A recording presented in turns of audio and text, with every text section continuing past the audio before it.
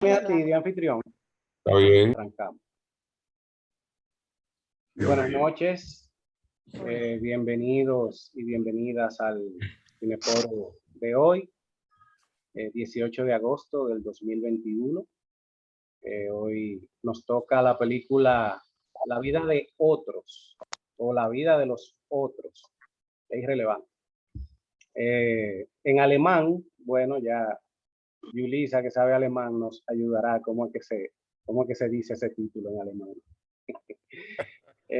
Antes de entrar en materia, a mí me gustaría definir bien breve lo que es socialismo. Esta no es una charla de ideologías políticas, pero si alguien en algún momento quiere hacer algún aporte, bienvenido sea. El socialismo es una doctrina política y económica que propugna la propiedad y administración de los medios de producción por parte de las clases trabajadoras con el fin de lograr una organización de la sociedad en la cual exista una igualdad política, social y económica de todas las personas. Voy a repetir ese último pedacito. Sí. El socialismo propugna igualdad entre todas las personas. Y yo creo que ese es un punto neurálgico en la película que nosotros vimos. Voy a hacer una pausa en este momento para hablar un poco del director, pero vamos a retomar otra vez el tema de la igualdad. El director de esta película fue Florian Henkel von Donnersmarck. Este señor en el 2006 nos regala esta obra de arte. Para mí, esta película es una obra de arte y es el debut de él en el cine. Él había ya hecho algunos cortometrajes, pero esta es la primera película que él hace a nivel cinematográfico. Y hasta ahora solo ha hecho 3. Su segundo trabajo fue El Turista, The Tourist, que los protagonistas son Angelina Jolie y Johnny Depp. Y su último trabajo fue en el 2018 con la película Never Look Away, que será nuestra próxima película. Él no ha sido muy prolífero en sus trabajos, pero sí ha sido consistente en la calidad de las cosas que ha hecho. Ganó el Oscar a mejor película de habla no inglesa, siendo esta una película alemana muy aplaudida y muy bien recibida por la crítica. Y es una de las poquitas películas de producción alemana que habla de un hecho vergonzoso de Alemania. Y eso también cabe destacar. La película mantiene distancia o sea, evita caer en el tema del partidismo y trata siempre de reflejar la verdad de la época. En ella descollan 5 personajes principales, que los actores todos estuvieron a la altura, muy buenos actores. Tenemos la historia de Dreyman, Georg Dreyman, que es el que pone en escena las obras de teatro, que es poeta, es artista. A él es que le montan la vigilancia al principio de la película. Él tiene su novia, Krishna María, que es una actriz de renombre, conocida, la que tiene una relación de protección, si se pudiera decir así. Para mí es prostitución, pero ok, como se quiera ver. El punto es que a ella la patrocina o la protege un ministro del Estado y llega un momento en que ella ya no quiere esa relación, no se siente a gusto, quiere terminar con ella. Tenemos también el personaje del jefe de la Stasi. Stasi es la policía secreta alemana de esa época, que lo sabía todo y estaba en todos lados. Eh, es un jefe que no aplica los lineamientos del socialismo, lo que hace es lo que le dicen, él cumple órdenes. Y él cumple la orden del ministro cuando le dice que le monte la vigilancia a Kramer. Y finalmente tenemos a nuestro personaje principal, que es el agente especial del Stasi, Whistler. En torno a él es que gira la mayor parte de la historia que nos cuenta. La vida de los otros, o la vida de otros, nos lleva a la República Democrática Alemana, un nombre curioso, un nombre que pudiera parecer un chiste, República Democrática, y en la práctica muy poco de eso. Nos lleva a ese país en el año de 1984. Este año se escoge como una clara alusión a la obra de George Orwell, 1984, que es una obra, es un libro que narra la vida en un estado totalitario. Entonces tenemos a Whistler, que al principio de la película es un tipo frío, metódico, no da espacio a sentimentalismo y, y queda muy claro, muy claramente establecido que el tipo es una macana. Cuando él está dando clases, uno de los estudiantes como que medio falsea un chin, como que dice, ¿y por qué es que hay que llevar esos interrogatorios así tan fuertes? Y él en la lista le hace como una ceñita y este no sirve para nada, este tipo, vamos a buscar la manera de sacarlo de aquí. Un tipo fuerte. Y partiendo de ahí, entonces en el transcurso de la película, vamos viendo cómo Whistler va cambiando su forma de pensar y esa personalidad fría. ¿Qué cosas pasan para que él vaya cambiando esa forma de pensar? Bueno, inicialmente él creía en el socialismo, él consideraba que el socialismo era bueno y trabajaba en pos del socialismo. Pero al él ir viendo cómo los, los individuos que ocupaban los cargos de importancia del Estado aplicaban las medidas antojadizamente o a beneficio personal y no a beneficio del Estado, eso empieza a mermar un poco su creencia en la ideología. Lo primero que podemos ver que empieza a mermar en él esa creencia es cuando él se da cuenta de que esa vigilancia que le montan a Dreyman es meramente personal, es porque el ministro quiere encontrar algo en Dreyman para que caiga en desgracia, sacarlo del medio y entonces quedarse él con Krishna. Ya ahí Whistler empieza a decir, contrale, pero ¿y qué? En otro punto es cuando él va a almorzar con el jefe de él, que están los dos con la bandeja, y entonces Whistler se sienta en el comedor, pero en las mesas de los subalternos. Y el jefe le dice, no, pero mira, no es aquí, que nosotros nos sentamos allá, donde van los jefes. Y él dice, en algún lugar tiene que empezar el socialismo. O sea, un tipo que cree en el socialismo, pero ya se está dando cuenta de que hay que como tomar medidas más certeras, más claras, más a la franca.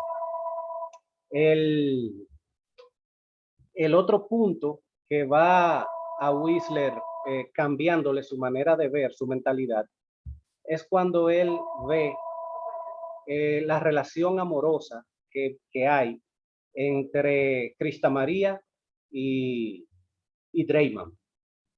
Cuando él va viendo el amor de ellos dos, él va haciendo empatía, porque él dice, contra, le quieren embromar a este tipo, pero este tipo y Krista María se quieren genuinamente.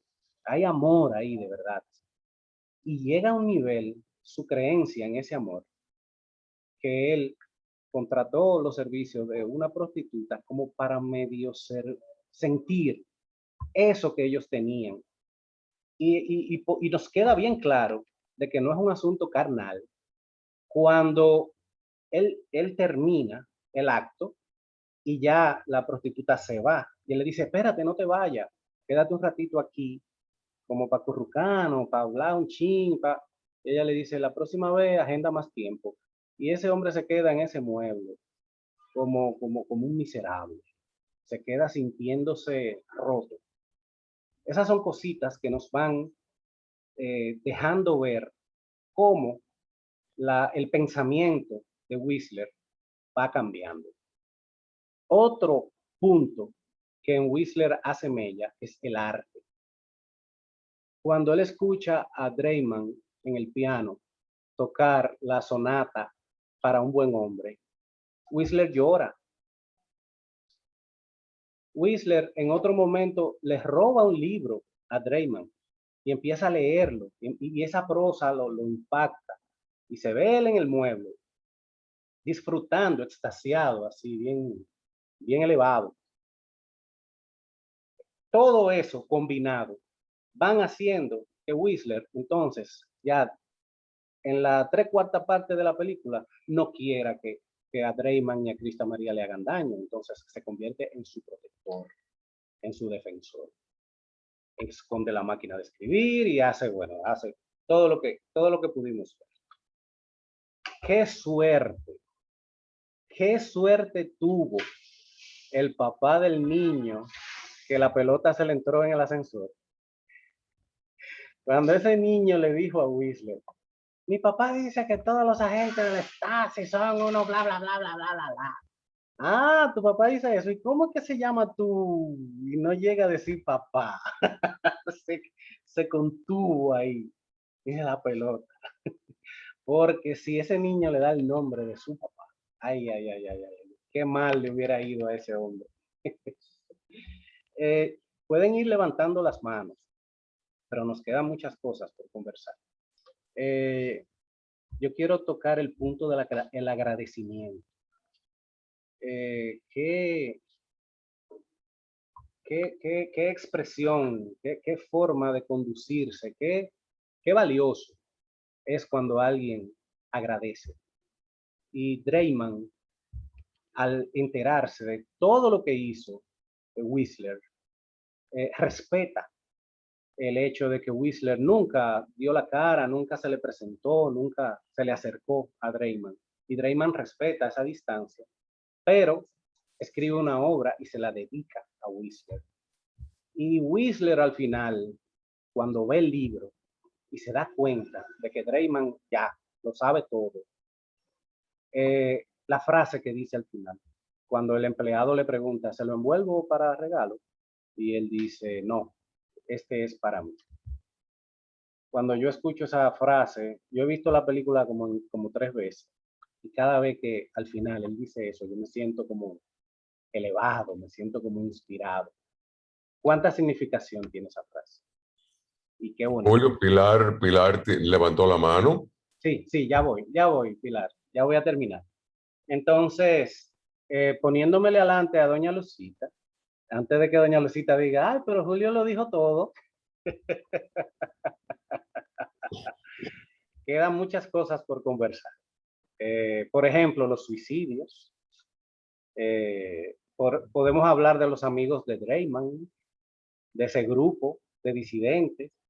Podemos hablar de la traición de Krista María, porque lo hizo y su arrepentimiento después. O sea que nos quedan muchas cosas que podemos conversar y nada, iniciamos con el conversatorio. Adelante, Pilar. Sí, mira, a mí la película me fascina, o sea, es la tercera vez que yo la veo, me encanta. Y todos los personajes me los encuentro maravillosos, que actuaron de una manera excelente. Estoy de acuerdo con todo lo que tú dices, Julito, de cuáles fueron los puntos que hicieron que este señor tuviera empatía por el grupo y no los, ¿cómo se llama? No los, wow, se me fue la palabra. Eso mismo que no, denunció. No los denunció, perdón, ay madre mía, que no los denunció. Pero algo que yo creo también que fue lo que lo motivó a él es que este era un individuo solo. Él no tenía familia, no tenía a nadie. Y para él, todos esos días hicieron que él se sintiera parte de ese grupo y que esa era su familia, esos eran sus amigos, esa era su familia. O sea que yo creo que una de las motivaciones principales fue eso, que él se sentía solo y que estaba, entonces esta era su familia. Y el hecho de que él le dedicara el libro, para él fue lo máximo. Fue algo Porque impactante. al él ver eso, él dijo, esto es para mí, y se sintió importante, y yo entiendo que fue, que más que todas esas cosas fue eso mismo, que él estaba solo y una persona que entendía que esa era su familia. Sí, sí. Hizo empatía, Exactamente. definitivamente, hizo empatía con ellos. Ujú. Y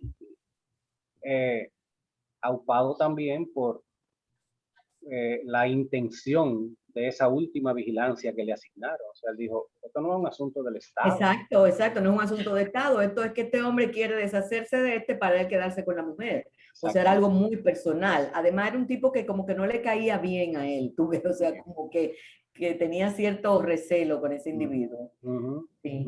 Y bueno, como tú dices, lo de la traición, ella realmente yo creo que estaba con el problema de la adicción, el problema Perdón. de la adicción que tenía y todo eso, se sentía también una persona vacía. Yo no creo que, a mí me parece que él la quería a ella más que él a ella, que ella a él, no sé.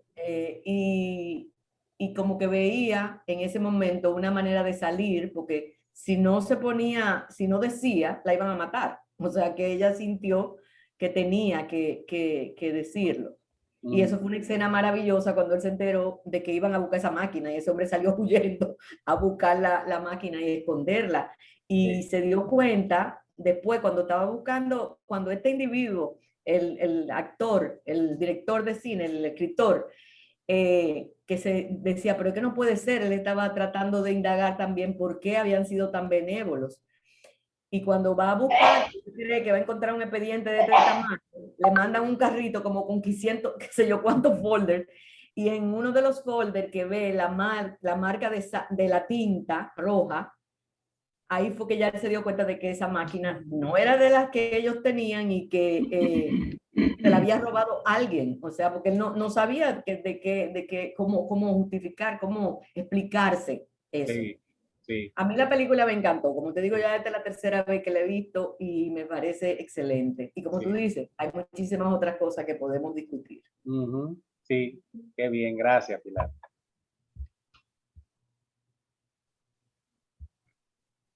Robert, prende el micrófono. Ahora le toca Amén. a Yulisa. Yulisa, ¿qué le toca ahora? Hola, Julito, hola a todos. Hola, Yulisa.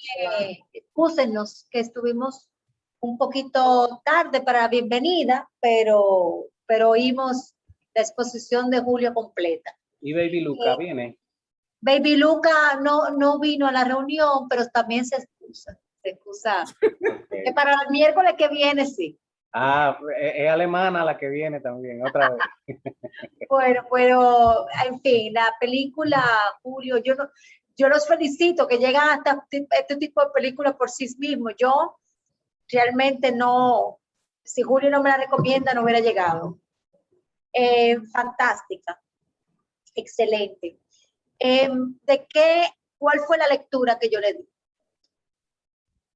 La lectura, la película trata de cómo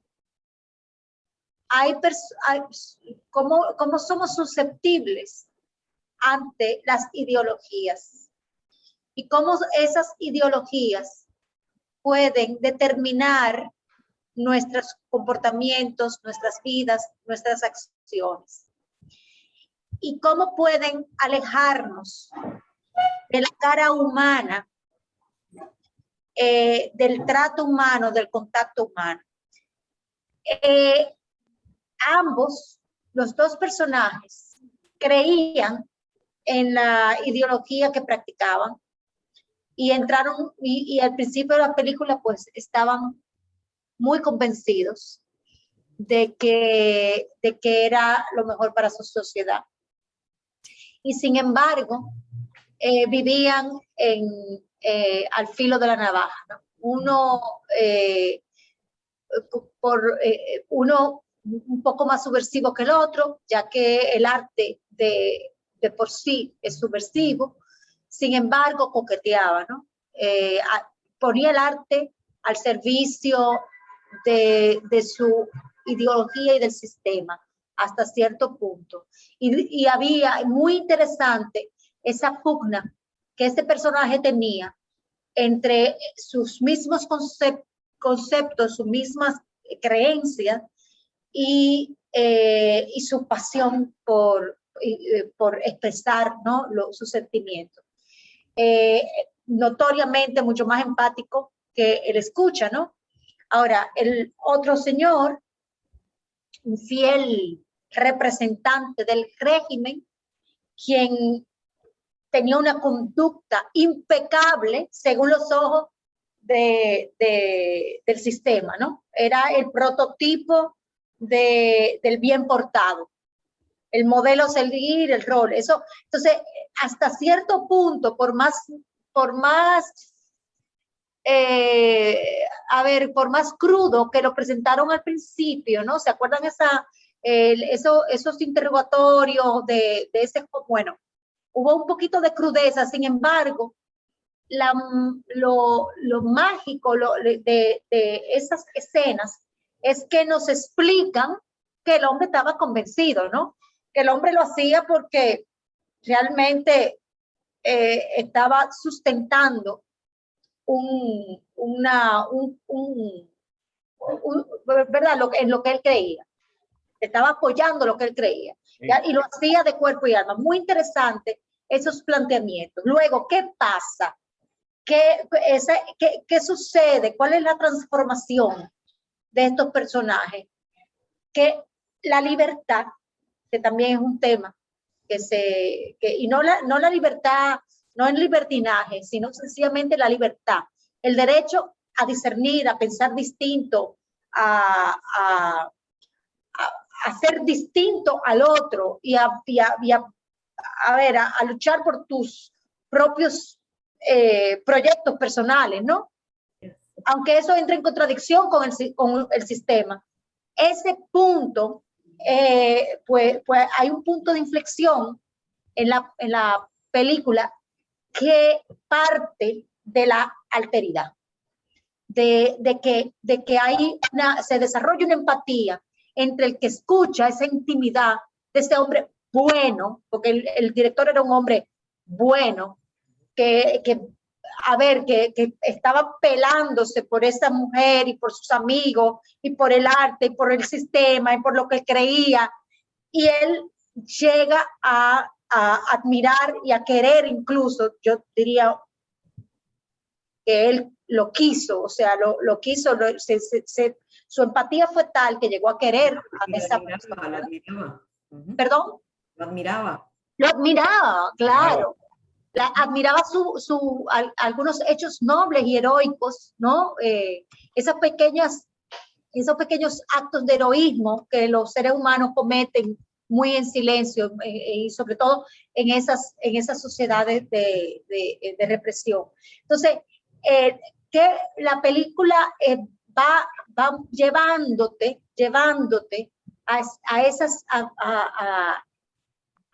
a profundizar en esas circunstancias, a no tomar partido, a ver los personajes de todo el punto de vista, la actriz, por qué se entregaba, por qué lo delató, por qué la culpa, los actores, los directores, o sea, por ejemplo, la decisión del amigo, ¿no? Del director, de ese suicidio. Me suicidio porque el hombre no tenía, se lo quitaron todo, se redujo a la nada. Entonces, ese régimen de represión que Julio muy bien compara con 1984 de Oswald, pues te van quitando hasta el deseo. Y la escena de la prostituta es ese reconocimiento del deseo del deseo carnal, ¿no? Que hasta eso lo había perdido aquel hombre en pos de sus ideologías. Me parece la película fantástica, se merece todos los premios que se sacó. Creo que es una película para verla varias veces y de varias capas. Julio, te felicito por la recomendación y le voy a dar la oportunidad a otros porque yo me pasaría la noche entera hablando de ella. Gracias. Y si tú ves que levanto la mano de nuevo, Roberto, es por tus hijas, no porque yo quiera participar, ya yo me callé. Ay, ay, ay. Bueno, hay un pedacito de la película que a mí me causó mucha risa y es cuando Whistler está escuchando la discusión que están teniendo Krista María y el novio cuando ella va a salir en la noche al encuentro del ministro, pero que ella no lo dice a la clara, ella no dice voy a ver al ministro, sino ella dice voy a ver a una amiga. Y entonces Whistler sabe que no es una amiga, que es el ministro, y él está ahí oyendo. Y el poeta le dice, no vaya, yo sé a dónde tú vas. Y ella, que yo tengo que ir, y ahí empieza una discusión, y entonces Whistler escuchando, y ahí mismo entra el relevo, y se ve ese lenguaje corporal, esa contrariedad de Whistler, le voy a tener que entregarlo, los audífonos, no voy a terminar de escuchar esto.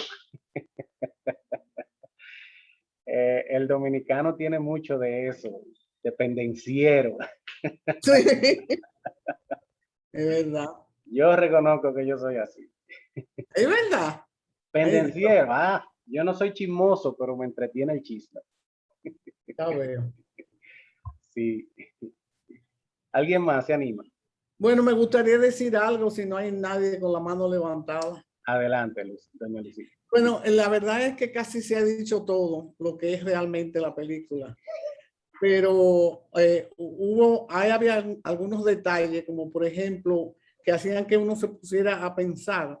Yo no sé si ustedes recuerdan que había como un periódico, un escritorio, que llamó la atención y era porque habían nombrado a Gorbachev en el régimen. Entonces eso significaba que las cosas iban a cambiar. Pero nada más la gente se mira, nadie habla. Porque el principal problema es que tú tienes un pensamiento, pero no lo puedes expresar, porque si no vas preso, porque lo acechaban a todo el mundo. Sobre todo a los artistas, era lo que más ellos espiaban, y a los científicos, porque el motivo era que ellos tenían personas presas en el lado occidental, y cuando cogían algún personaje importante, como eran los científicos, ellos lo cambiaban, hacían canje con los presos. Por eso es que ellos espiaban tanto también los escritores, porque los escritores podían escribir en contra del régimen. Pero en la película no solamente es excelente per se, sino que la película es una película muy humana, porque uno comienza a verla y como es bajo ese régimen soviético, que uno le tiene tanto miedo a esos alemanes, pues uno piensa tantas cosas, pero sin embargo la película, aparte de que es muy humana, es muy tierna. Es una película sumamente tierna porque ese hombre que era tan fuerte, que era un espía que le encomendaban tantas cosas, sin embargo, pudo cambiar viendo la vida de los otros, porque él se enamoró del amor, se enamoró de ellos, se enamoró de su vida, se enamoró de los amigos, de cómo esos amigos actuaban, y él decía, él pensaba, pero ¿qué yo hago? Yo no he hecho nunca nada, nadie me quiere. Entonces, en la transformación grande de él, fue cuando él oyó esa música, que se enterneció de tal manera, cuando vio ese amigo, que lo que hizo fue ponerse a tocar esa pieza tan conmovedora. Entonces eso lo hizo hasta llorar. Pero ahí comenzó el cambio de él. Y también cuando algo que tú dijiste, de que ella se fue, le dijo al novio, me voy a ver con los amigos. Pero él se adelantó, se fue al bar, y cuando la vio, le dijo, no te vayas con los amigos. Y él ahí la conmovió a ella, y ella lo conmovió a él cuando le dijo, usted se ve que es un hombre bueno. O sea, ya él comenzó a cambiar. Y eso indica que aunque digan que la gente no cambia, las personas sí pueden cambiar y pueden cambiar sus sentimientos. Entonces, hay varias curiosidades. Por ejemplo, las calles que ellos usaban, le quitaban todos los letreros para que se vieran antiguos. Y los carros lo usaban antiguos, pero eso fue en esas mismas calles que lo grabaron. Él, el protagonista, también fue espiado en los años 90. Y cuando él fue a buscar en los archivos, era su propia esposa, la madre de su hija, la que lo había espiado. Porque ahí hay un detalle muy bueno, y es que los archivos lo abrieron los derechos humanos para que la gente se diera cuenta quién era que estaba espiando, a quién espiaban y por qué habían matado a esa persona. Eso fue que hizo que mucha gente supiera, como lo supo él, que este señor fue el que lo salvó y estaba en la ruina total. Y otra de las cosas bonitas fue cuando él le dedicó el libro. Él lo vio, pero no se atrevió a acercarse a él. Pero sí le dedicó su libro y le puso las letras. Era la letra del nombre de él. Sí. Entonces, creo que es una gran película y tiene muchísimos detalles que uno puede decir, pero es como para mí es la parte principal es la redención. La redención que tuvo él, para mí esa es la parte principal. Ok, Sí. Gracias. Sí. Doña Lucita, ese señor, el personaje, él no fue ¿Qué te nada parece? bueno. Di algo. Dreyman. Perdón. Whistler, el agente de la Stasi. Whistler, él hizo mucho daño antes de empezar a materializarse el arco de su cambio. Y entonces cuando se presenta eso de alguien que ha hecho mucho daño y luego cambia y se pone bueno, da mucho trabajo olvidar el daño que ha hecho. Y Pero- eso también es bueno como tenerlo en cuenta al pensar, Pero por, en el personaje. pero por eso él se quedó en el anonimato. Sí. Él Sí, se porque quedó él en su sabía. sótano porque él mismo se estaba culpando. Él sabía que él había hecho mal, pero Sí, nunca es tarde para arrepentirse. así No es, para olvidar. así mismo. Ujú. Qué bien. Gracias, doña Lucía. Robert. Robert. ¿Se fue Robert? Parece que Robert se fue, pero es Carla que va. Yo quería decir dos cositas, algo que mencionaron, que mencionó doña Lucita sobre la cantidad de personas que espiaban. Un dato interesante, ¿no? Interesante, que yo también leí sobre el tema, es que en ese tiempo 1 en cada 5 personas trabajaban para la policía secreta alemana. O sea que aquí somos 5 personas en esta casa, era seguro que acá había uno que estaba delatando. Entonces también ustedes se imaginan el lío que fue cuando se vieron esos papeles y se descubrió que la hermana, la esposa, el hijo, no sé quién, o sea, esas fueron muchísimas familias que terminaron destruidas también. Así como se cayó la pared, también muchas familias terminaron igual divididas luego de que se salieron todos esos papeles a la luz.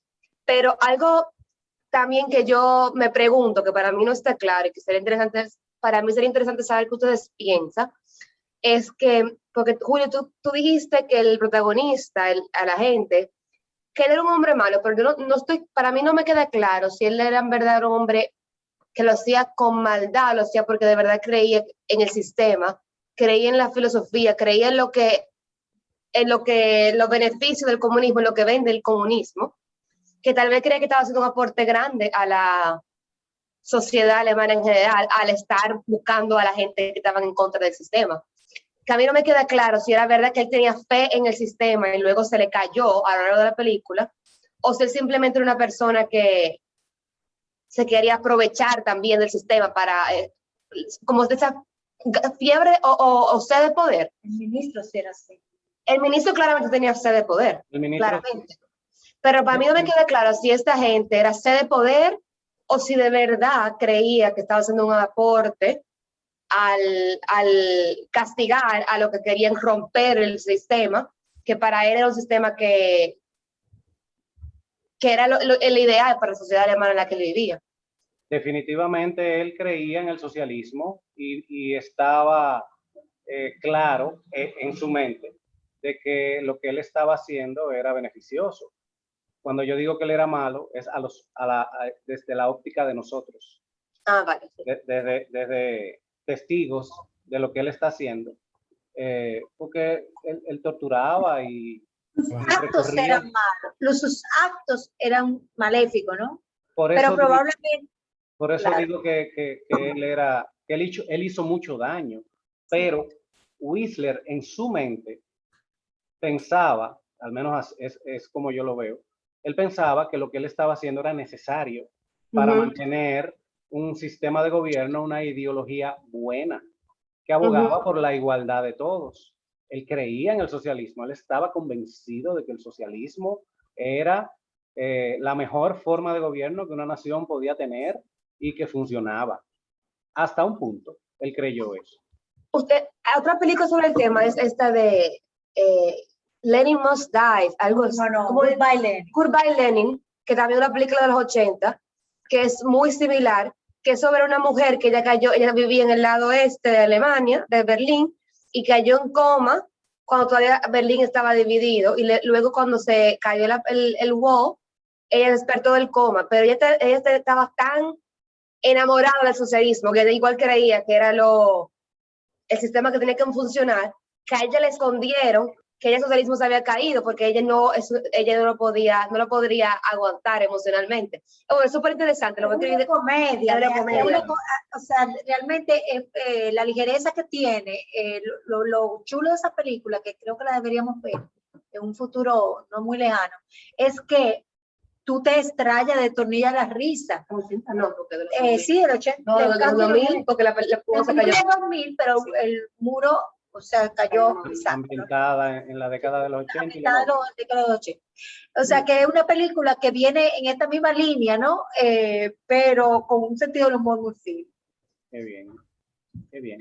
Yo quiero dejar también una pregunta, ¿no? En el grupo, antes de que doña Lice agote su turno, y es el posible final, los finales, y cómo la extensión de la trama y del final podemos distinguir, claro, eso es algo que yo he afinado el ojo con estos diálogos, pero cómo ese dilatar el final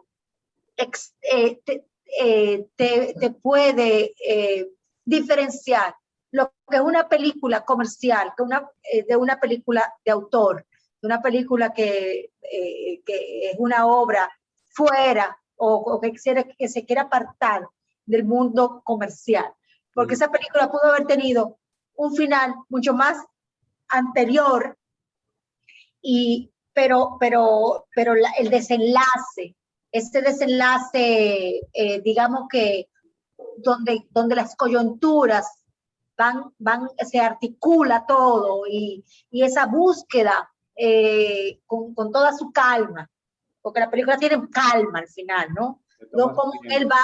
Cómo él va armando ese rompecabezas, cómo él lo busca, cómo vemos el otro, cómo vemos el sistema caer, o sea, todo eso al ojo del crítico, ¿no? Del crítico, de nosotros los espectadores, digamos que debemos tomarlo como una referencia de lo que es el cine muy comercial y un cine de autor, que quiere decir dejar una impronta, ¿no? Bueno, dejo eso para que después ustedes lo comenten como el momento que quieran. Gracias. Gracias, Carla y Yulisa. Sí, gracias a todos. Sencillamente, yo creo que esta es una película que ensalza los valores humanos, los valores humanos de las ideologías y de los sentimientos, de las emociones, aunque no demuestren en los rostros, como era el caso de Whistler, alemán al fin, ese no se le notaba nada. Ese era totalmente seco, totalmente roto. Él estaba roto. Para él su vida era el partido, por supuesto, el socialismo. Lo que hizo desde el principio fue dedicarse a espiar en bien o en aras de su ideal. Pero ¿qué pasa? Yo no creo que las personas a la edad que tenía Whistler, yo no creo que puedan cambiar definitivamente de un momento a otro. Lo que sí puede cambiar es la forma en que vio a esos otros seres humanos desenvolverse dentro de su propia ideología también, porque ellos estaban ambos actuando dentro de sus propias ideologías, unos en contra del sistema, otro como él a favor del sistema, pero se fue desencantando además por ver que no había ningún tipo de solidaridad entre los magnates y entre la clase pobre, que por Dios, ese ministro era grotesco, era insoportable. Por eso fue el que le cogió todavía más mala voluntad, y cualquiera le cogiera mala voluntad. Yo voy a entrar en el detalle de Krista Marie, de por qué Krista Marie actuaba de la forma que actuaba. Miren, yo me di cuenta, y yo no sé si ustedes lo vieron, que ella, por encima de todo, ella quería ser actriz. Esa era su finalidad en la vida, ser actriz. Y en el sistema en el que ella vivía, no se podía ser actriz a menos que tuviera el favor de las autoridades. Entonces, para mí, ella se metió en primer lugar, antes de enamorarse del escritor, que se enamoró locamente, porque evidentemente ella lo quería, pero quería más su profesión de actriz, y quería más su situación y su manera de estar en la sociedad esa. Ella no se veía fuera de esa sociedad. Eso es lo que yo nunca entendí en cuanto a sus sentimientos.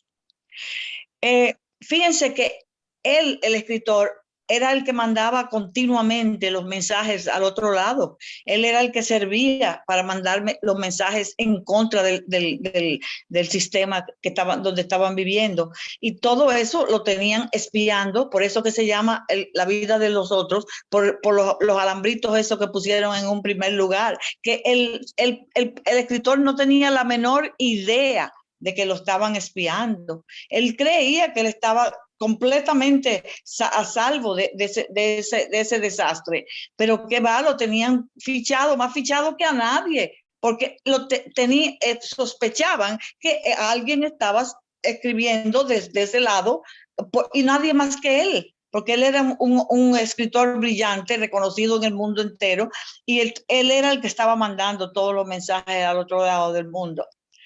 Entonces, Krista Marie se enamoró de él, sí lo quiso, pero para mí que ella quería más su profesión como actriz. Cuando ella lo delató al final, señores, que delató dónde era que estaba eso fue para mí desgarrador, cuando esa mujer le dijo a esa gente que dónde estaba la maquinita, la famosa maquinita de las letras rojas. Verdaderamente eso fue desgarrador, y lo hizo, señores, lo hizo pensando en su carrera, porque inclusive se lo dijeron: ¿tú quieres seguir actuando? Pues mira, a ver dinos dónde está la maquinita. Entonces, ella lo dijo, pero le dio un remordimiento de conciencia tan grande que se tiró a morir y se suicidó. Así de fácil, pues. Pero verdaderamente es una película que nos da el sentir lo que el valor de los sentimientos y de las ideologías puras de un lado y del otro. porque ahí todo el mundo estaba convencido de lo que estaba haciendo verdaderamente. Y fíjense que al final el alemán, el Whistler, señores, esos alemanes se conforman con la vida. Ese era un hombre que estaba roto. Se dedicó a llevar cartas, como un pordiosero, era de casa en casa llevando cartas. Así fue como lo vio el escritor. Drexler lo vio y lo siguió y vio, le dio hasta pena. Y yo creo que también por eso le dedicó el libro. Gracias, eso es todo. Y es interesante, doña Lice, la alusión que hacen a él recabar información de otras personas y terminar llevando la información a otras personas. Exacto. Es interesante, Así como es, así es mi vida, así mismo. contrapunto ahí. Gracias, doña Lice. ¿Quién sigue? ¿Quién es el host? ¿Quién es el anfitrión? Sigue Es Yasmín y después Ricardo. Sara, Y después Ah, Sara. bueno, yo no sé, yo no lo vi ahí. Sara, Sí, Sara hoy está menos bella.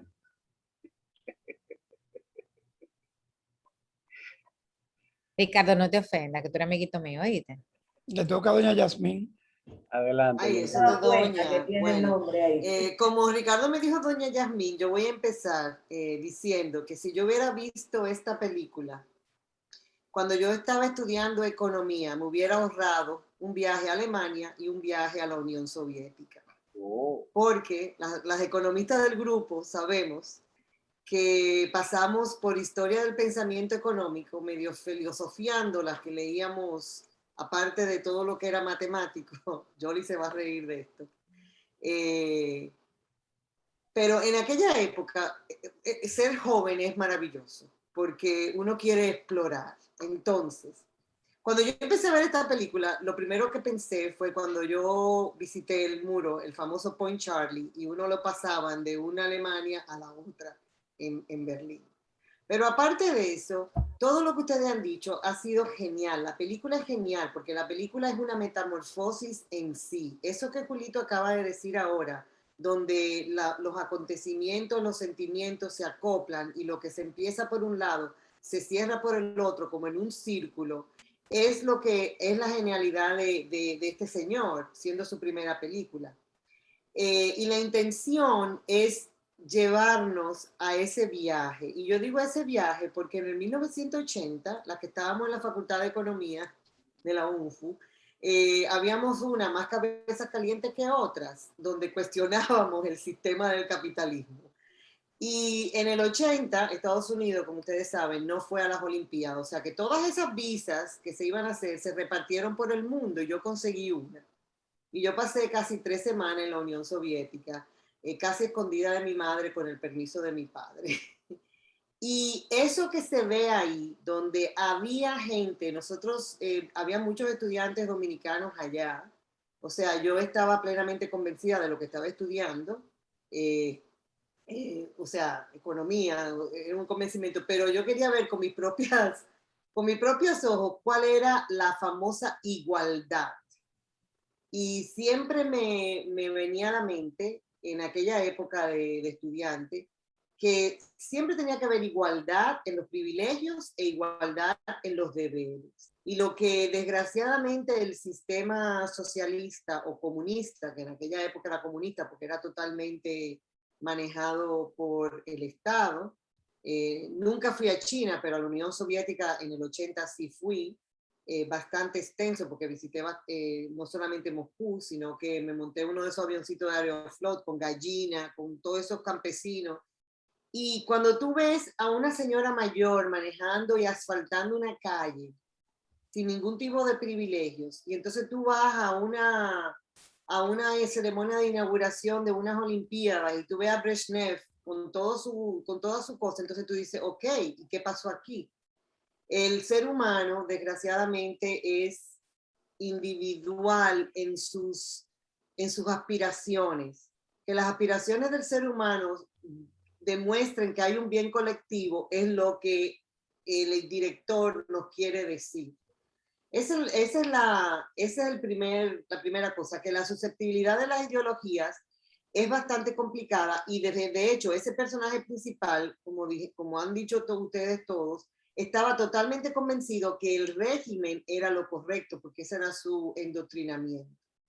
Mientras que los otros, que eran el ministro y los que se creían la parte oligárquica, eran gente que estaban actuando como todos los seres humanos mortales, que lo que queremos es nuestra propia utilidad y nuestra propia ventaja, que es la vitamina para el capitalismo, que uno quiere desarrollarse uno mismo. El individuo quiere aspirar y por lo tanto el bien colectivo va a ser.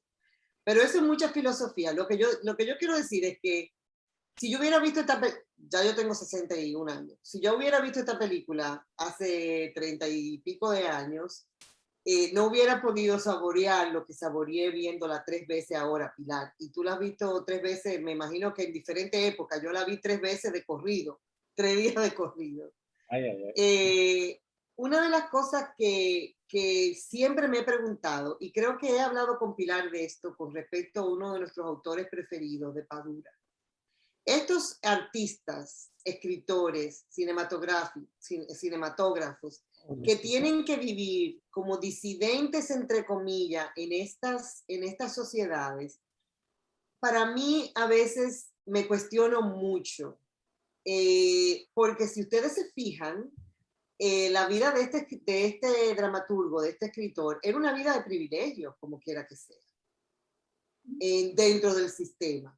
Ustedes, y hay cosas, han dicho muchas cosas, pero yo voy a referirme a una. El apartamentico de nuestro personaje principal era un apartamentico insípido, feo, mientras que, entonces yo siempre en ese viaje me cuestioné, porque como yo era estudiante y Rusia quería ir en contra de los americanos, o sea, yo fui como ciudadana dominicana, no como americana en aquella época. Y nos enseñaron todas estas cosas, o sea, había una clase privilegiada, siempre hay una oligarquía, desgraciadamente. Entonces, eso fue de las cosas que me chocó. Este hombre tenía un piano, tenía su biblioteca, aunque eran disidentes y la primera obra que hicieron, yo no sabía cuál era el sabor de la obra, porque era como una factoría, las mujeres con los uniformes así grises. Él podía hacer esas obras hasta tanto el Estado, el gobierno, los que mandaban le dijeran, ok, tal vez eso tiene mucho color. Y esa fue la frustración de ese director.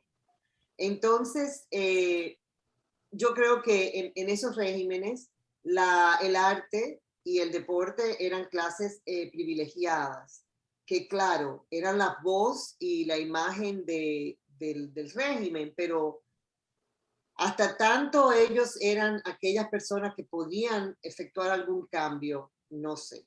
Eso está en la mesa.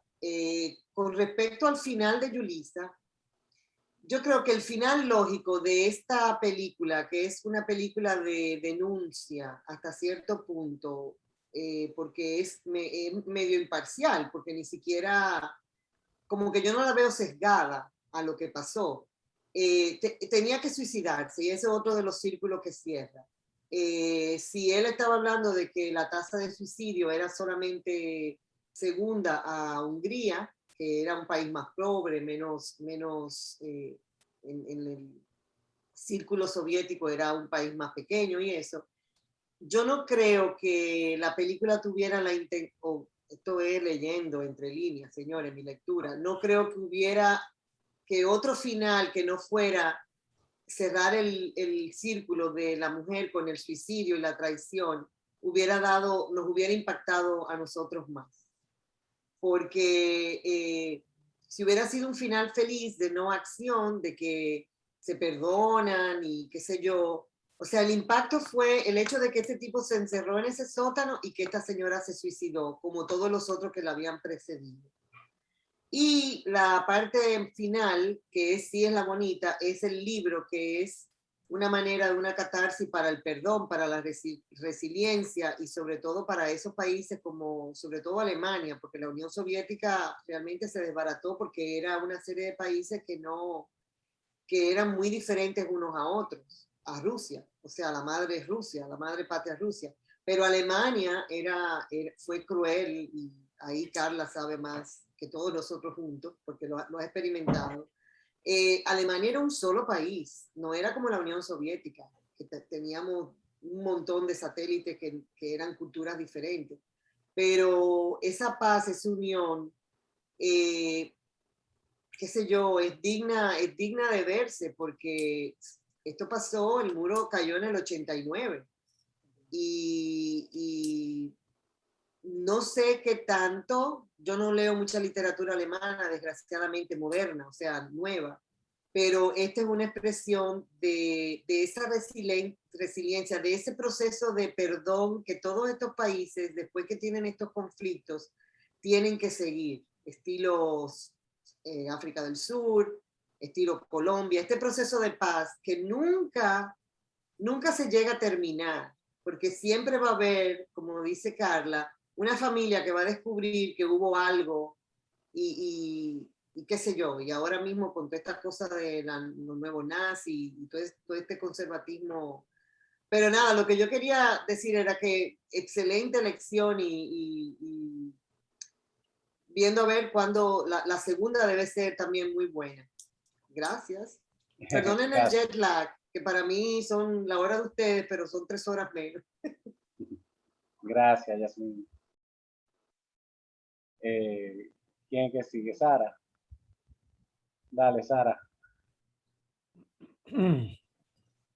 Bueno, yo quisiera hablar de 3 cosas de la película. La primera es,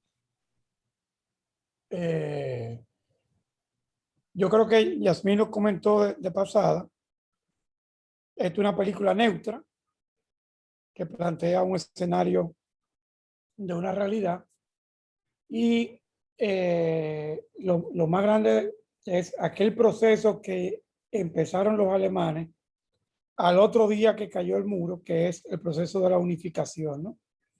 O sea, ese proceso que es un proceso extraordinario, donde en el año 90 estos archivos fueron de dominio público y donde se designó a una persona que los cuida y están ahí para que todo el mundo lo pueda llevar, ¿no? La película trata de algo que más o menos vivimos. Es un poco extraño poder ver películas históricas de procesos vividos. Yo me acuerdo cuando cayó el muro, me acuerdo perfectamente de Gorbachev y participé de esos momentos. Y como dice el refrán, todo el mundo, todo el de 18 años comunista, lo estúpido es serlo a los 50, ¿no? Después que uno ha visto el proceso, aunque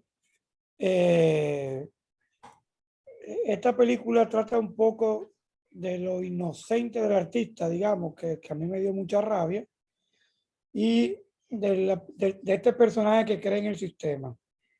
Ahora, yo que he estado en La Habana en viajes consecutivos, yo he tenido sombra en La Habana. O sea, yo he tenido un personaje que no ha caído atrás y que el tipo se sabe mi vida entera y me la cuenta.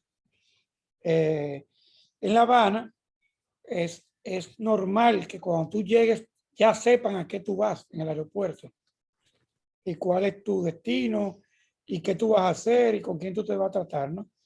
Yo estuve en un encuentro en La Habana con el agregado cultural cubano en Santo Domingo y él había estudiado en el mismo año que yo en la facultad, vivía en Gascue, él sabía que yo era arquitecto, él ya sabía todo y para quién yo trabajaba. O sea, eso es muy, muy extraño.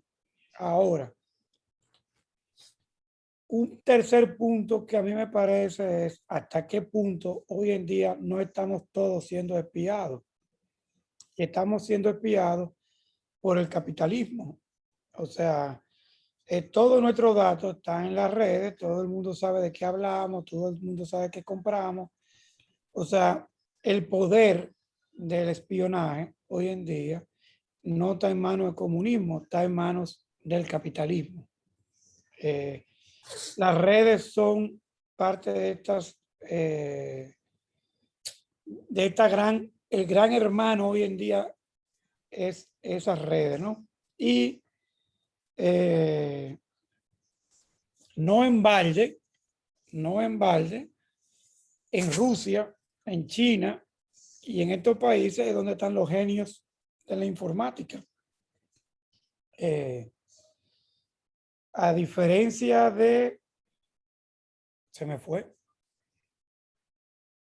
la persona ahora aquí. De Yasmín, yo veo el mundo como una gran matriz donde toda la información está en su sitio, ¿no? O está colocada en su sitio a través de la tarjeta de crédito, o está colocada en su sitio a través de los viajes, o está colocada en su sitio a través de lo que compramos y usamos. O sea, pero en ese punto, Ricardo, perdona que te interrumpa, yo estoy más que de acuerdo contigo. Yo tengo un hijo que trabaja en Artificial Intelligence, o sea que yo soy la que le digo a la gente, tengan cuidado, tengan cuidado. Totalmente de acuerdo y más. Todo está ahí. El problema es que hoy en día no está al servicio de un ideario comunista. Hoy en día está... Por eso que hoy en día, a veces tú oyes el discurso de Musk, o el discurso de Facebook, o el discurso de Instagram, y el discurso tiene unas pintas de izquierda. Por ejemplo, Zuckerberg anda con un polocher blanco de cuellito y anda en sandalias y pantalones cortos, ¿no? O sea, hay un pseudo discurso de izquierda que al final lo que anda buscando es que abramos la puerta a toda la información. Ustedes los economistas que en algún momento estudian sociología de la economía o filosofía de la economía o pensamiento crítico de la economía, entienden bien claro que el control de la sociedad no es de ahora, viene hace mucho tiempo. El Vaticano tenía su servicio secreto a través de los confesionarios. Napoleón tenía su servicio secreto. Las monarquías tenían su servicio secreto. Y la derecha tenía su servicio secreto. O sea, esto no es de izquierda. Y el SIM, acuérdate del SIM. Sí, o sea, el espionaje no es de izquierda. Lo que la izquierda lo llevó fue a un grado absurdo en pos de anular al individuo, ¿no? Y la película, yo creo que nos habla un poco de la vida de los otros, ¿no? ¿Quién no se ha puesto a pensar cómo la otra persona vive? Cómo la otra persona pelea, cómo la otra persona ríe, cómo la otra persona disfruta. Entonces, este señor, él se vio en un momento reflejado en este grupo. Y cómo él se dio cuenta que había otra vida en paralelo a la que él tenía, otros ideales, otros disfrutes y otras lealtades. Entonces, esas otras lealtades que no eran al partido, que eran individuales, ¿no? De individuo con individuo, de individuo con otro pensamiento. Entonces, cuando tú te das cuenta de estas otras lealtades, que tú cuestionas tus propias lealtades. Y él estaba formado en ser un hombre anónimo, que al final tiene mucho con el discurso de izquierda. Es más importante el partido, es más importante el grupo, es poco importante la individualidad, ¿no? Y eso hay que leerlo filosóficamente, porque al final siempre le somos leales a algo o a alguien. De algún punto de vista. Y yo quisiera decir o pensar que, y con eso voy a cerrar lo que estoy hablando, para no divariar, quisiera serle leal a mi propio pensamiento, al pensamiento que me genera libertad, o al pensamiento que me da individualidad, o a la persona que quiero y amo, más allá de la lealtad estúpida a un grupo. Eso sería, cuando yo veo esta película, Digo, ¿qué tan estúpidos podemos ser siendo leales al grupo, ¿no? Cuando muchas veces la respuesta está en nosotros. Y él lo que hace al final es un pequeño acto de independencia y de individualidad al salvarlo a este señor, ¿no? Y este señor es tan estúpido, el escritor también, o su ego es tan grande, que él pensaba que él no estaba siendo investigado. Cuando le traen el carrito, a él se le desmorona ese ego y dice, no, mira, yo era uno más de lo que estaba siendo espiado, ¿no? Y de mí hay un archivo. Entonces, ahí se le cae un poco ese castillo de singularidad, digamos, ¿no?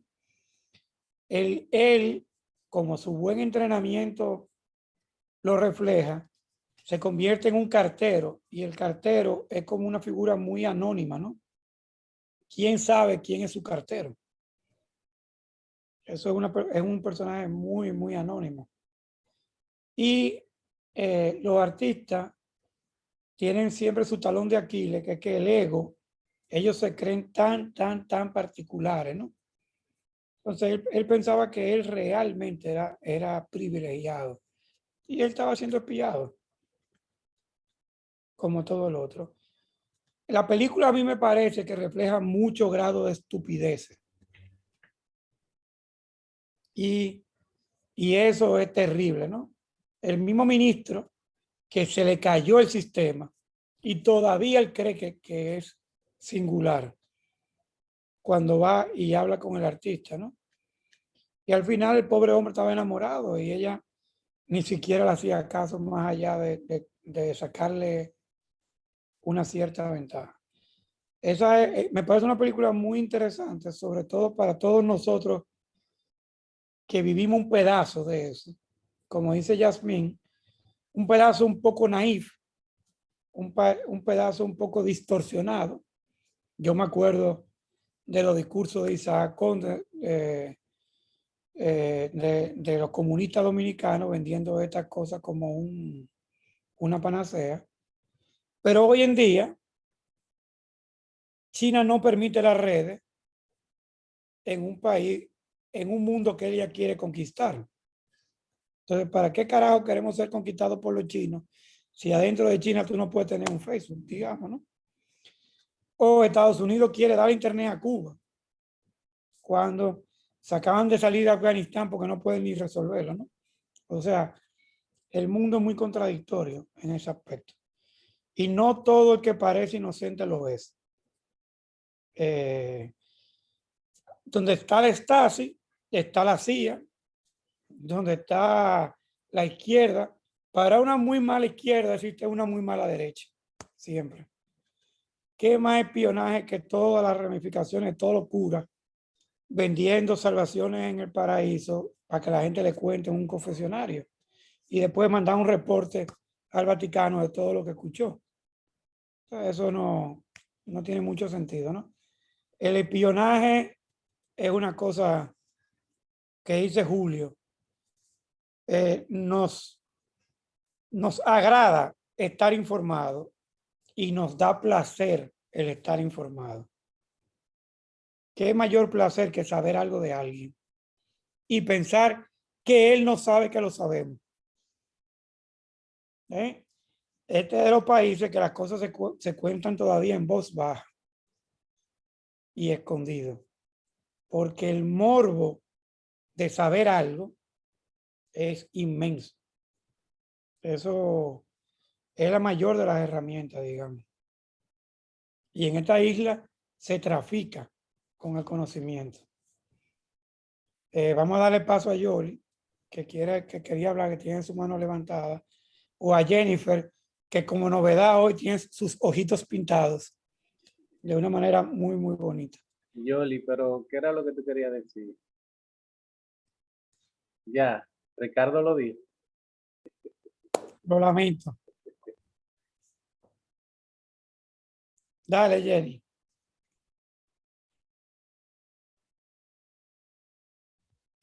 Adelante, Jenny. Hola, buenas noches. Tengo problemas con el internet. No sé si me están escuchando ahora. Los veo todos frisados. Apaga la cámara y deja el micrófono abierto. Eso reduce el tránsito de datos. El ancho de banda.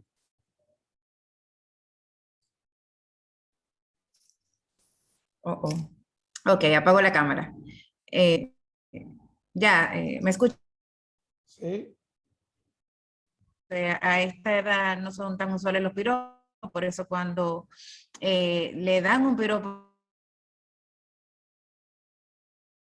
No, se está oyendo entrecortado, Jennifer, no se entiende.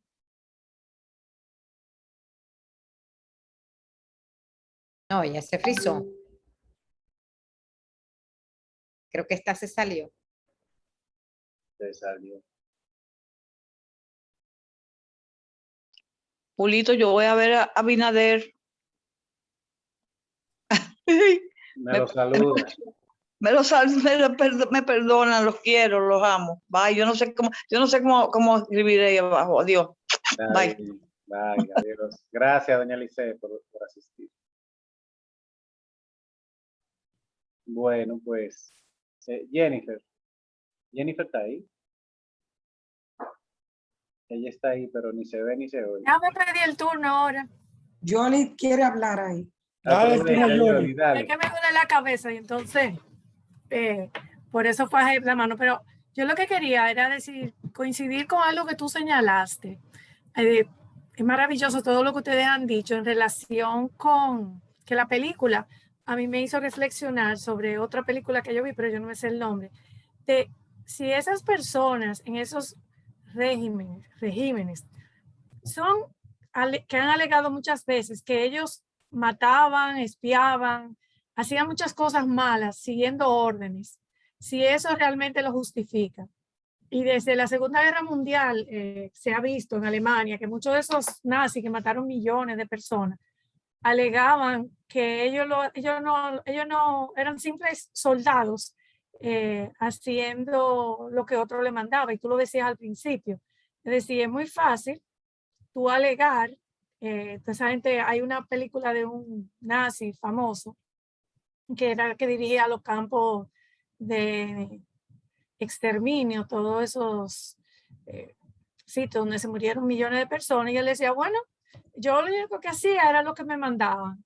Y sin embargo, hay historias de personas que se negaron a hacer ese tipo de atrocidades. Entonces me encantó eso que tú decías, porque está sutil en la película, cómo este individuo cuando está dando la clase, cuando dice cómo es que hay que casi una tortura para que la persona confiesen, y cómo después el otro todo lo que ustedes han dicho, que en esos siempre hay alguien que por creer en esa filosofía, corriente, como se le quiera llamar, hace todas esas atrocidades. Es decir, que... The reader, Johnny, the reader. Pero que eso es un tema que no se ha resuelto. Y muchos juicios, esos juicios que hubieron de la humanidad y todo eso que tú ves, busca los archivos, han alegado eso. Y no solamente en Europa, también en el Asia, con Camboya y en el mundo hay muchos hombres que alegan que realmente ellos seguían órdenes, que en aras de su ideología y seguir órdenes, porque si no lo mataban a ellos, pero otros han fallecido por no hacer lo que le han mandado hacer mal hecho.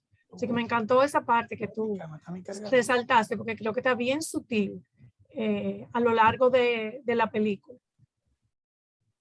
Gracias, Yoli. Hay un experimento interesantísimo que lo han hecho varias veces. Se llama el experimento de Milgram. Con ese experimento se demuestra que hay personas capaces de hacer lo mal hecho porque una figura autoritaria te lo ordena. Y esa persona que comete el hecho se justifica con eso que tú acabas de decir, Yoli, con que, bueno, yo estaba obedeciendo órdenes. Y hay otra justificación también que la gente que hace lo mal hecho utiliza, pero mucho Yo recuerdo que una de las veces que hicieron el experimento de Milgram en una universidad estadounidense, como el 80% de la gente que acudió al experimento, que no sabía que era un experimento al inicio, como el 80% hizo las cosas hasta el final mal hechas, solo porque alguien le ordenó que tenía que hacerlo. Y la otra justificación es que mucha gente lo está haciendo. O sea, si mucha gente hace lo mal hecho, pues entonces cuando yo lo haga, pues, bueno, lo está haciendo mucha gente. ¿Por qué me van a culpar a mí si todo el mundo se viola la luz roja, por decir algo, pero pueden decir muchísimas cosas? Esas dos justificaciones son muy utilizadas por la humanidad, el mundo entero la utiliza. Y es sorprendente. ¿Sabes, Julio, que en eso de la película hay 2 o 3 países en el mundo que se han dividido por la ideología, ¿no? Tú tienes, por ejemplo, Alemania, que fue producto de la Segunda Guerra Mundial, pero tiene las Coreas también, Corea del Norte y Corea del Sur. Y en algún momento en Vietnam también hubo una parte comunista y una parte de derecha, ¿no? Y lo extraño de esto es que la división de Alemania es producto de una orden que dejaran que los rusos entraron a tomar Berlín, ¿no? Entonces, en Alemania, por ejemplo, la división es de una ciudad. Yo no sé si ustedes han visto en algún momento la geografía de cómo el territorio quedó dividido, ¿no? Queda como una bolsa, esa división. Entonces, ahí hubieron familias que quedaron divididos prácticamente una de un lado y otra de otro. Totalmente. ¿Y cómo fue la reunificación? Ahí hay gente, o sea, no sé si ustedes vieron esa película de que los alemanes descubrieron que había un carro ruso descapotable que cabía por debajo de la valla. Y ese carro se empezó a vender muchísimo, porque la gente escapaba en el carro, porque el carro era el único carro, era un carrito muy pequeñito, que tenía un motor de 2 tiempos, y la gente se agachaba y pasaba por debajo de la valla en los puestos fronterizos. Entonces los rusos empezaron a descubrir que el carro se vendía muchísimo. Y era un carro malísimo y feísimo. Y era porque todo el mundo escapaba en el carrito. O en selecciones, cada 60 días salía una gente que se inventaba un globo para escapar de la Alemania, ¿no? O sea, la gente escapó de muchas maneras, porque es que fue muy fuerte la división en Alemania. Y eran 2 países que eran en casi el mismo territorio, y en un momento era muy notable el atraso. Claro, siempre había lo que dice Yasmín, de que los nadadores de la RDA eran unos bestias. Lo que pasa es que todos estaban drogados para ser excelentes. Los bailarines, los escultores, los teatros, porque siempre fueron elementos de propaganda del régimen, ¿no? De una propaganda. Ahora mismo Cuba acaba de ganar 21 medallas en la Olimpiada, un país que se está desguabinando en pedazos, y tiene un medallero por arriba de Argentina, Chile, México y una gran parte de países europeos. Cuba acaba de sacar 21 medallas. Pero es porque esos atletas están todos intentando que los contrate a alguien, a ver si alguien los saca de Cuba, ¿no? ¿Y cuántos años los dominicanos hemos estado siempre supeditados a la grandeza cubana en las Antillas, ¿no? O sea, nos han vendido ese cuento cuando las Antillas son todas muy parecidas. Es una cosa muy al margen. Sigamos. Interesante. Bueno, ahí tenemos a Jennifer, a ver si ahora Sí. prospera la comunicación. Adelante. Gracias. Vamos a ver si ahora se puede. Voy a comentar primero lo que tú decías anteriormente sobre el tema de las personas que utilizan como excusa el hecho de que fueron ordenados para hacer las cosas inadecuadas. Eso principalmente se utiliza mucho en la milicia, porque ellos mismos dicen que ellos están entrenados para seguir órdenes, no para cuestionarlas. Eso nosotros podemos verlo también no sé si ustedes llegaron a ver la película Los Juicios de Nuremberg, la película creo que del 50 y pico. En la película se hace el análisis sobre unos jueces bueno, habían diferentes personajes, pero entre ellos había un juez, y se le cuestionaba por qué ellos habían tomado decisiones en contra, por ejemplo, de los judíos. Y entonces lo que quedó al final era que todos estaban siguiendo órdenes y que todos tenían miedo a las consecuencias.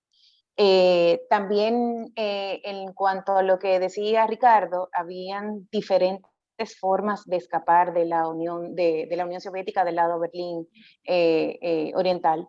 Y uno de ellos es precisamente, como mencionaba Ricardo, con los globos aerostáticos. Hay una película buenísima que les voy a escribir el nombre, que está basada en hechos reales sobre dos familias que intentaron huir a través de los globos aerostáticos y todas las situaciones y toda la vigilancia que se armó precisamente para evitar esta situación. También fue muy famoso, algo que salió en varios periódicos, una casa que colindaba con uno de los puntos, no recuerdo si era Point Charlie o si era el otro de los puntos.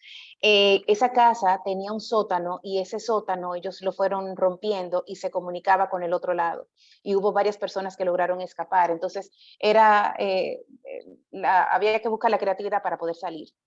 Entonces, en lo que respecta a la película para mí es un peliculón, una película extraordinaria, en todo el sentido de la palabra. Entiendo que es fundamental nosotros ubicar el contexto social de la película, y la película se ubica cuando el socialismo está en decadencia en la Unión Soviética.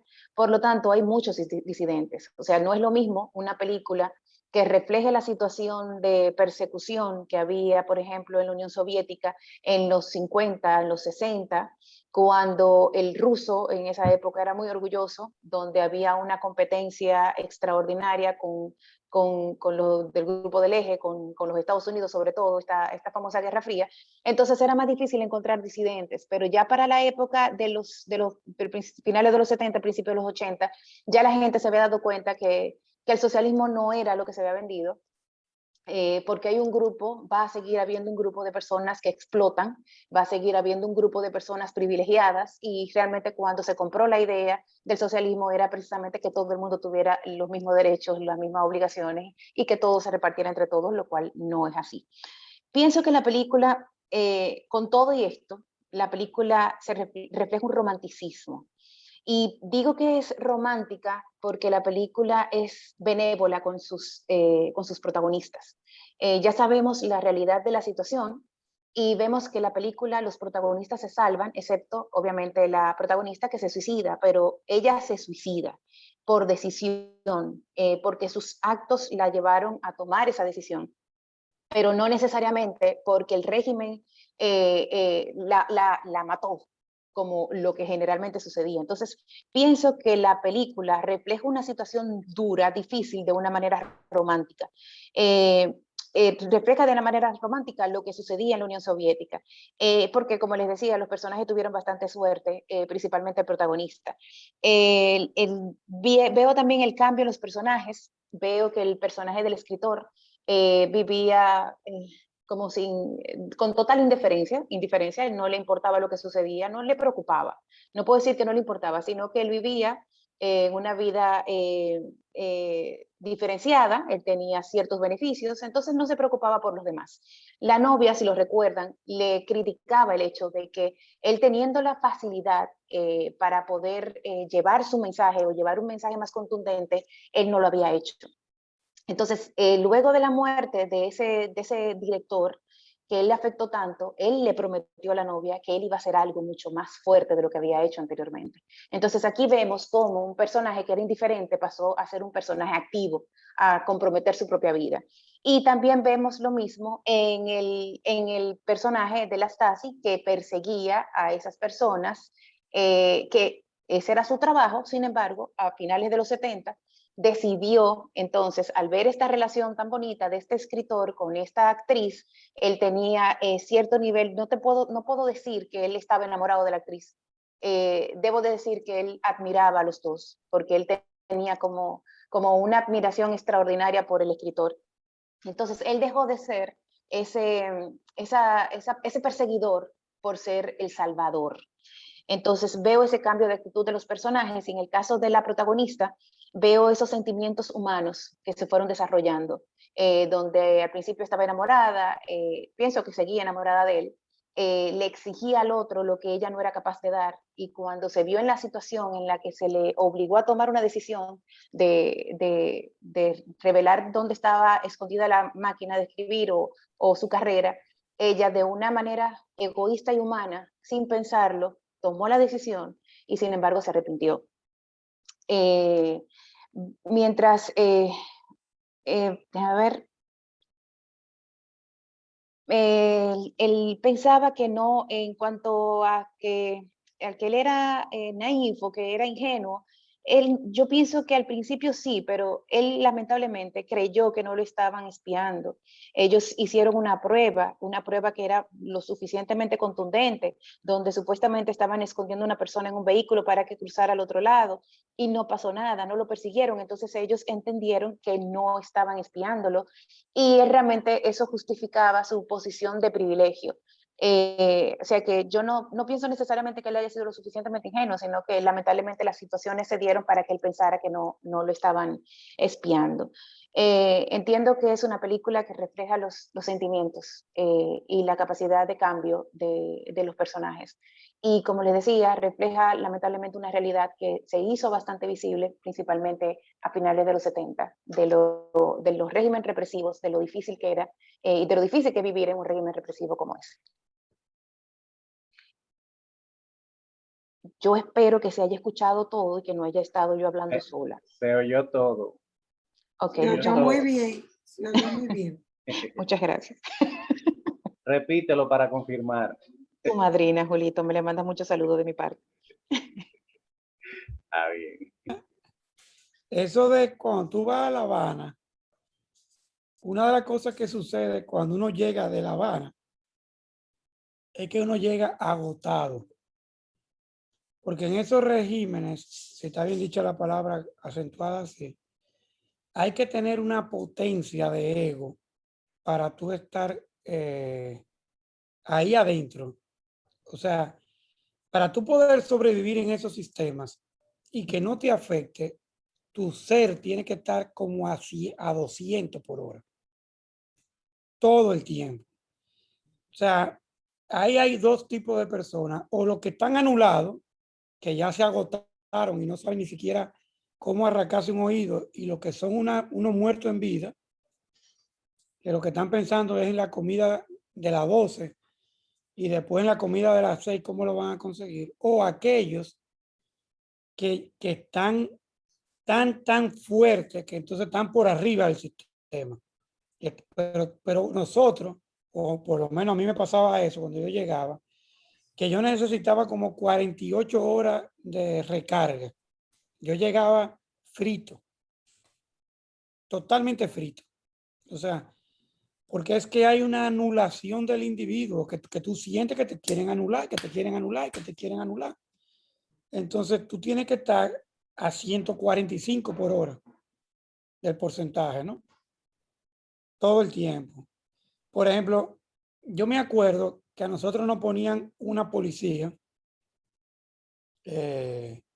antes de la construcción, y nada más yo llegar cambiaban el policía y ponían a la policía, y era porque ella había estado aquí. Entonces de una vez ya te empezaba como, mira, dominicano y no sé qué y no sé cuánto, y decía, mira, pero cada vez que yo llego viene la policía. Entonces tú tienes que estar el día entero con un nivel de alerta 200 en esos sistemas, ¿no? Y todo el mundo contribuye al régimen, todo el mundo quiere un poquito de eso. La otra pregunta es que sería un buen tema de una película de alguien que quiera que lo voten de Estados Unidos. Yo nunca he oído eso tampoco. O sea, alguien que quiera irse de Estados Unidos y que no se lo permita al otro sistema, ¿tú ves? O sea, ¿cómo sería ese sistema? Yo he visto películas de personas que lo sacan de la cárcel y que asaltan un supermercado para que lo vuelvan a meter preso. Porque ya él aprendió a vivir en la cárcel, ¿no? Que es complicado. Ese señor que él espía, para él tiene que haber sido muy, muy difícil acostumbrarse a vivir en un sistema democrático de derecha, porque es que él no tenía la herramienta para sobrevivir en ese otro ambiente, digamos. Entonces, la película es súper interesante en ese aspecto. Bueno, gracias. Ya bajé la mano y no la subo más.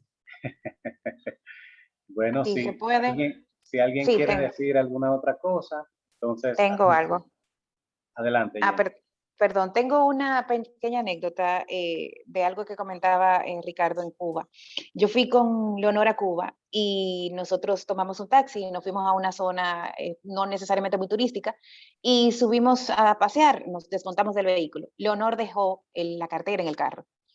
Y cuando nosotros nos montamos en el carro, el taxista se puso histérico, que por favor que no volviéramos a hacer eso, porque si lo descubren, si alguien viene y se roba la cartera de Leonor, van a decir que fue él que nos llevó a nosotros como turista a una zona que no era turística en sí, y me dijo, y me iban a desaparecer en la cárcel. Yo no iba a poder volver a salir jamás. Entonces, nosotros le pedimos disculpas muchísimas veces porque realmente lo hicimos sin darnos cuenta. Y le dijimos, mira, síguenos paseando por esta zona que no era turística. Y él nos dijo, bueno, de la única manera que yo lo hago es que ustedes se pasen adelante. Entonces, no nos sentamos atrás. Una de nosotros se sentó adelante y él dijo, ya ustedes saben que ustedes son familia mía, ustedes son mis primas, porque si a mí me paran, que me pueden parar y saben que yo como turista les estoy enseñando esta zona donde ustedes pueden ver lo que es el comunismo y cómo vive la gente realmente en Cuba, a mí me van a meter preso. Entonces, miren el terror, el miedo con que viven esas personas, todavía, y eso fue hace 5 años, o sea que es vergonzoso nosotros estar así en esta época. Gracias. Bueno, yo hubiera sido el taxista y yo digo, siéntese uno adelante y tíreme el brazo aquí, cójame confianza. Gracias al Señor que tú no eras el taxista. Él se veía bien, nosotros hubiésemos hecho el esfuerzo. Señores, muchas gracias por el Cineforum de hoy. Excelente Gracias. las participaciones y Muy buena película, excelente buena película. moderador. Y Jennifer, si tú quieres y puedes, anuncia la próxima. ¿Qué te parece? Claro que sí. Para la próxima semana continuamos con el mismo director y no solamente con el mismo director, sino que continuamos con el mismo protagonista. Es una película extraordinaria. Veremos al protagonista haciendo un papel totalmente diferente al que nosotros lo vimos en esta película. Y estoy segura que también va a generar muchísimas conversaciones porque se reflejan situaciones y realidades que también se vivieron para la Segunda Guerra Mundial. El título de la película, Julito, recuérdame lo que... Never Look Away. Never Look Away. Never Look Away. Never Look Away. La música es extraordinaria. Les voy a mandar como adelanto el soundtrack para que se vayan enamorando de la película. El soundtrack es extraordinario. Si me hacen caso, escúchenlo en un horario como cuando esté oscureciendo, con un vinito al lado, y ustedes van a ver cómo se transportan y luego ven la película. Gracias, Jennifer. Bueno, Siempre la verdad. Jennifer, ¿cuál de los dos actores es el protagonista? El escritor, el protagonista. Ok, perfecto, ese vale con vino. Sí, el señor Buen Mozo, Buen Mozo, sí, se parece a Colin